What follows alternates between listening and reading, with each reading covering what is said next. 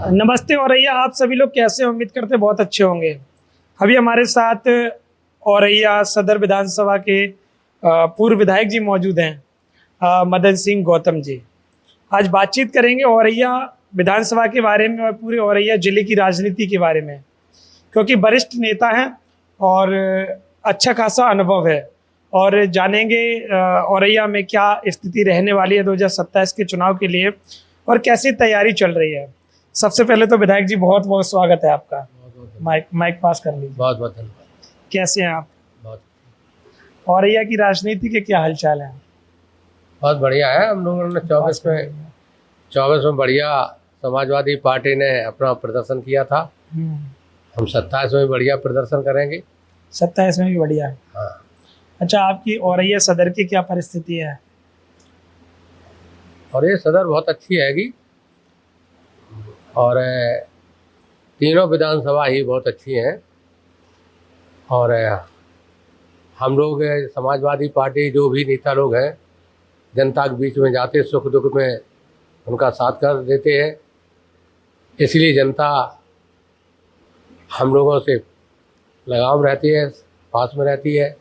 तो निश्चित तौर से जैसे 24 में हम लोगों ने समाजवादी पार्टी के राष्ट्रीय अध्यक्ष अखिलेश यादव ने जो पीडीए चलाया, उसका पूरा असर, बहुत अच्छा प्रदर्शन मिला है। हम लोग 37 सीटें जीत करके भारतीय जनता पार्टी को पूर्ण बहुमत से रोका है हम लोगों ने, 2/3 से।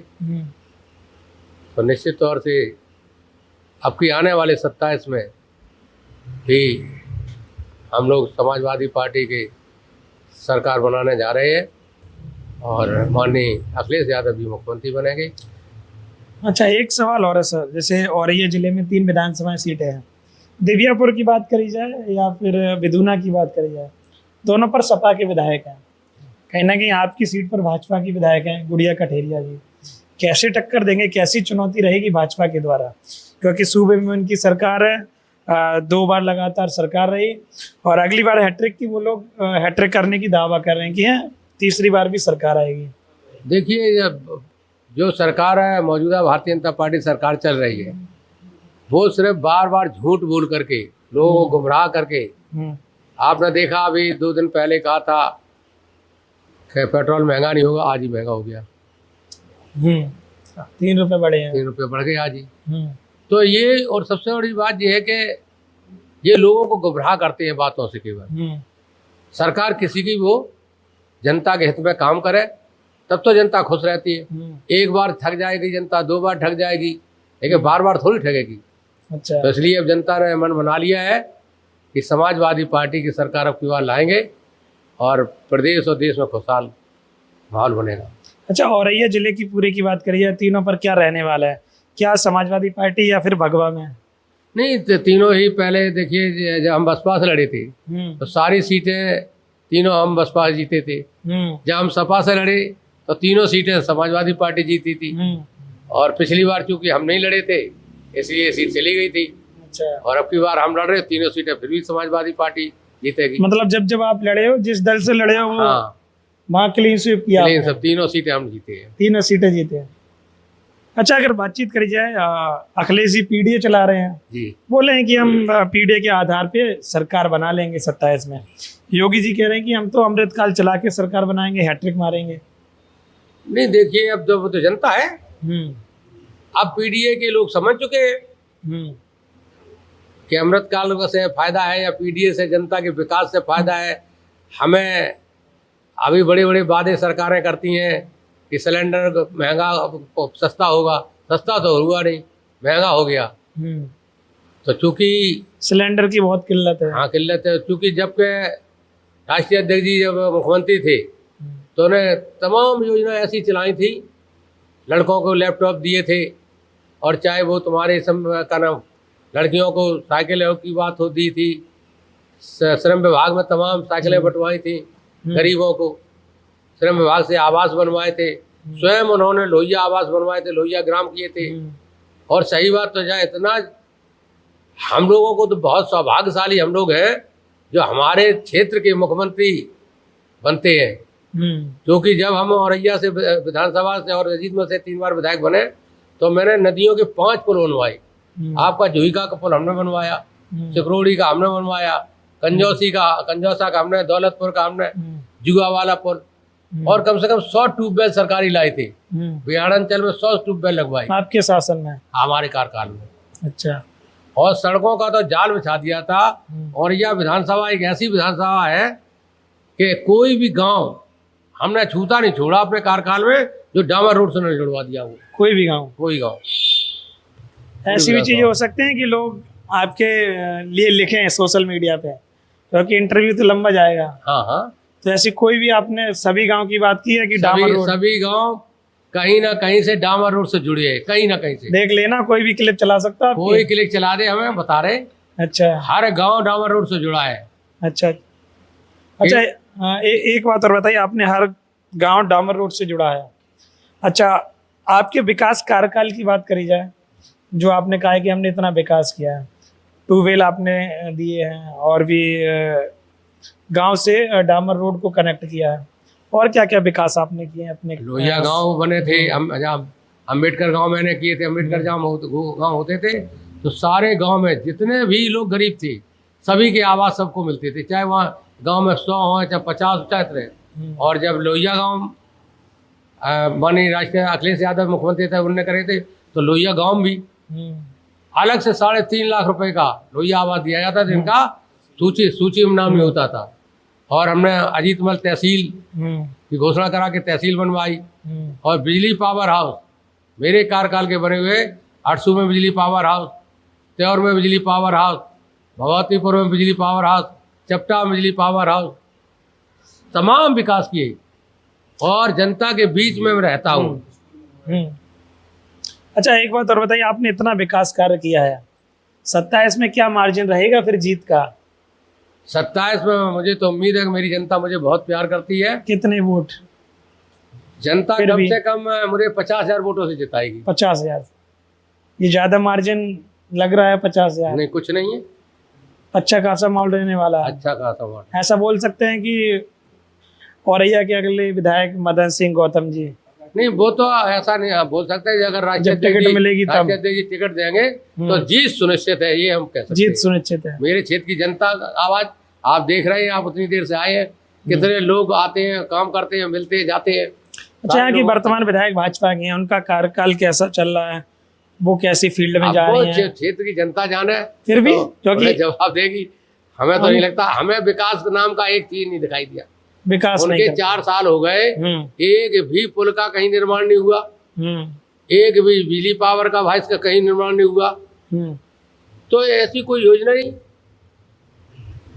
अरे भाई, हम विधायक चुने जाते हैं जनता की समस्याओं को लेकर के, हम अपने सदन में रखे जाके। और सदन में इसीलिए हमको जनता नहीं पहुंच सकती वो सदन में, क्योंकि हमें कहे साहब मेरे गांव में क्या चीज जरूरत है, मेरे क्षेत्र में इस चीज की आवश्यकता है, बिजली पावर हाउस की है या पुल की है, तो मेरी जिम्मेदारी है कि वो सदन में अपनी बात को रखे और वो वहां से काम कराए, जनता के बीच में लाए। अच्छा, तो कहीं ना कहीं आपने 50,000 का दावा कर दिया है जी कि 27 में आर पार की लड़ाई होगी 50,000 से, अगर आपको टिकट मिलती है तो निश्चित तौर से। कहीं ना कहीं टिकट कटती है या और भी कुछ होता है समीकरण, तो क्या रहने वाला है? नहीं, तब भी समाजवादी पार्टी सरकार बनाएगी। मार्जिन कम ज्यादा हो सकता है जी। 403 में से कितनी सीटें हैं? 403 में? हाँ, सपा की उत्तर प्रदेश समाजवादी पार्टी 300 सीटें जीतेगी। 300 पूरे यूपी में? पूरे यूपी में। अच्छा, योगी बाबा का क्या चल रहा है आजकल आपके यहाँ पे विकास कार्य? क्योंकि मुख्यमंत्री हैं, प्रधानमंत्री भी हैं। अरे वो तो भारतीय जनता पार्टी है, जो भी विकास करती है वो जनता को दिखाई दे रहा है, जो हो रहा हो। उनका अमृत काल तो है, वो सब दिखाई दे रहा है जनता को। अच्छा, क्या क्या दिखाई दे रहा है? वो तो जनता जाने, हमें तो कुछ नहीं दिखाई दे रहा। आपको नहीं दिखाई दे रहा? जनता जाने भाई, और जनता वो जो अगर विकास हो रहा हो जनता जवाब देगी उसका 27 में। अच्छा, पीडीए कितना कार्यरत साबित होगा 27 में? पीडीए तो कार्यरत होगा। कितना? जो मानवर कांसीराम जी का सपना था, जब उन्होंने पार्टी अपनी बनाई थी, उनका यही सपना था कि कमजोर दबे पिसे पीडीए के लोगों को इकट्ठा करके हम सरकार बनाए, और उन्होंने सरकार बनाई। अब उसी को माननीय राष्ट्रीय अध्यक्ष जी ने अपनाया है। अच्छा, कांसीराम जी की विचारधारा पर अखिलेश जी चलने लगे हैं। और जो भी हम लोगों का तो एक ही लक्ष्य है कि कोई भी योजना आए जमीन पर जाए और वास्तविकता जाए। हाँ, हवा हवाई में केवल बात ना करें। आपने कांसीराम साहब जी की चर्चा की है, बातचीत की है। मायावती जी भी कांसीराम जी के विचारों को लेकर चलते हैं और उनके साथ साथ चंद्रशेखर रावत जी भी उनकी विचारधारा के, उनके नाम से पार्टी भी है। नहीं, उनके नाम से पार्टी है, सच्चाई है, पार्टी थी और है। लेकिन चूंकि कोई नेता अब राजनीति, तो पहले की राजनीति अब राजनीति बहुत अंतर हो गया। क्या क्या अब जब हम जमीन पे नहीं उतरेंगे, हम जैसे विधायक बने 3 बार, अगर हम भी कहीं कोठी बना के अंदर रहने लगे, शहर में रहने, कभी आने चुनाव आए तब आ जाए। अब जनता बहुत जागरूक हो गई। हम लोग जब क्षेत्र में पहले वोट मांगते थे, मेरे पिताजी के जमाने में जब विधायकी होती थी, लोकसभा चुनाव होते थे, तो केवल एक आध प्रत्याशी आओ मेरे दरवाजे, उसने कहा नेताजी वोट दियो, तो उन्होंने कहा ठीक है जाओ, और फिर एक गांव के इकट्ठो करो, उन्होंने हमने उनसे कह दी फला प्रत्याशी से, पूरे गांव ने वोट डाल दिया। लेकिन आज की परिस्थिति दूसरी है। आज की परिस्थिति ये, प्रत्येक वोटर ये चाहता है कि जनप्रतिनिधि हमसे खूब मिले, हम जाए, मेरी आधी रात के बाद सुना, हमारे सुख दुख में शामिल हो, तब आदमी वोट देना चाहता है। तो जो ये करेगा वही वोट पाएगा। अच्छा, एक बात बताइए, जैसे आपने कहा जनप्रतिनिधि हर लोगों से मिलना चाहते हैं, जनता मतलब जनप्रतिनिधि से मिलना चाहती है, सीधा डायरेक्ट संबंध चाहती है। पहले के चुनाव में आज के चुनाव में भी फर्क हो गया। अब सोशल मीडिया का जमाना है। हाँ, सोशल मीडिया का जमाना है, और पहले के अब जब बहुत फर्क है।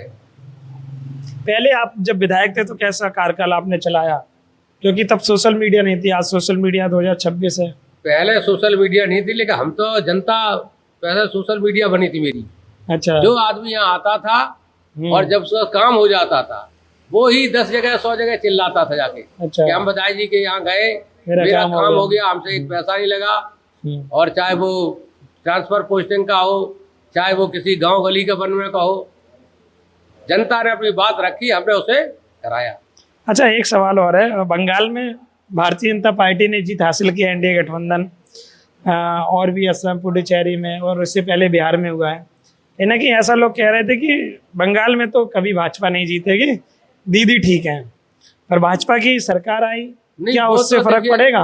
वो तो ये है कि जब हम लोग 10 जो लोग अलग अलग लड़ेंगे, तो उसका उन्हें फायदा मिलता है।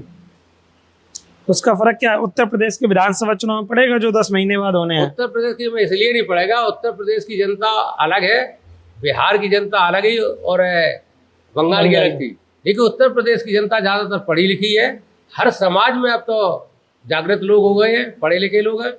जनता को समझ में आएगा अच्छा कौन काम करेगा, उसे बनाएगा, उसकी सरकार बनाने जा रही है। चलिए, तो आपने देखा हमारे साथ मदन सिंह गौतम जी मौजूद थे, जो कि 3 बार के विधायक हैं।